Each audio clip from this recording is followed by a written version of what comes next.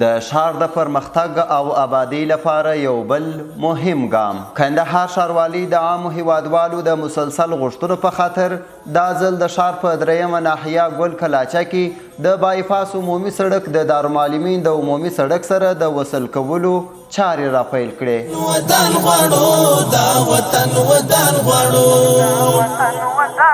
یو قوت یو نعره یو پکې کاروان غواړو، دا وطن ودان غواړو، دا وطن ودان غواړو، دا وطن ودان غواړو، دا وطن ودان غواړو، ژوند زموږ ارمان زموږ جوړ افغانستان غواړو.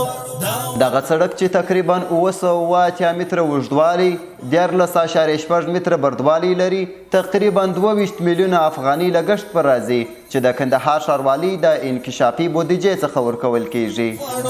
بل وطن آزاد غواړو، جوړ پکې قوي نظام. نو موږ خوښتنه کوو چې د ښاریانو لپاره اوسایي راولو. نو یو دغه سړک دی چې شاوخوا کال مو استملاک هم پکې وکړي او جوړېږي هم د خیره. یو د عجب الله د کارچې سړک دی چې هغه هم د یخ کاریزو سره وصلېږي، هغه هم په نږدې ورځو کې افتتاح کړو. د 1402 کال د افتتاح څخه ډېرې پروژې د کندهار په ښار کې یا خو تکمیل شوي دي او یا خو اوس فلحاله جریان هم لري.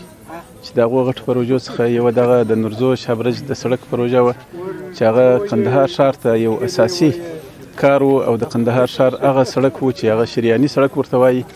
د هغه پروژه خلاص و، الحمدلله دی پای ته ورسېدل او په هغه کې تقریبا یعنې د بایپاس دا غټ موټران ټرافیک هم تګ و راتګ پکاوه، د هغه پروژه خلاص شوله. او بل د شکاپر دروازې سړک چې دی تقریبا د 2.5 کیلومترو یا د 3 کیلومترو په اندازه دی، هغه اما د یو پاز خلاصېږي انشاءالله العزیز، پر بل پاز باندې کار روان دی. او دغسې د ښار په نورو کوڅو کې فرعي کوڅې او فرعي ځایونه دي چې په هغو کې هم کار روان دی، چې د هغو د جملې څخه یو دغه د نن پروژه ده چې د اوس الحمدلله کار پیل سو. او دغه خلک چې څونه په تکلیف وه دا ډېر وخت او دغه لار بنده وه، دا بعد اخلاص سو انشاءالله العزیز. موږ د انکشافي پلان پر اساس باندې د تیر مالي کال اوسنی مالي کال چې روان دی موږ 125 میلیونه افغانۍ په انکشافي پلان کې مصرف کړي دي. 215 میلیونه افغانۍ فعلا اوس ساختماني چارې جریان لري چې هغه ټوله په مختلفو دغه کې دي برخو کې دي، لکه د ترانسپورت برخه او دغه رقم د څراغانو برخه او د ډریپ سیستم ایریګیشن برخه چې په سرسبزي کې موږ زیات اندازه پیسې مصرفوو. نو په مختلفو پروژو کې موږ دغه 215 میلیونه افغانۍ چې فعلا جریان لري پروژې، هغه چارې د ساختماني چارې ټوله اوس فعلا روانې دي. او 125 میلیونه افغانۍ موږ د روان کال په جریان کې پروژې مکملې کړې دي چې زیاته برخه په ترانسپورت کې ده، یعنې سړک.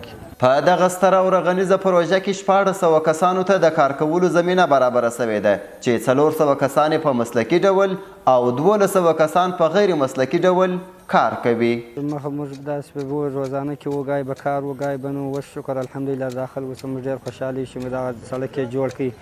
موږ په کار لګیا شولو. د دغه مهم سړک په وصل کولو سره د یادې سیمې خلکو زیاته خوښي وښودل او د کندهار ښاروالي د دې مهم ګام تود هرکلی یې وکړ. اوس خو ډېر خوشحاله چې دا کار شروع شوی دی. پخوا به مقصد اوبه به راوتلي وې، شریب هم ګرد سره خرابې وې، نو موټرانو موټرسایکلانو بایسکلانو سپین ږیرو سپین سرو ته ټول ته مقصد تکلیف ورکوي. چې زموږ د 500 کالو خوب اوس رښتیا سو. نو مننه کوو د ټوله د ښاروالۍ څخه، بالخصوص د ښاروال صاحب څخه. موږ په خپله ورغلو ورسره ومولیدل. یزید د جان منو نه خپل کور اشغال منو، نه خپل کور اشغال منو.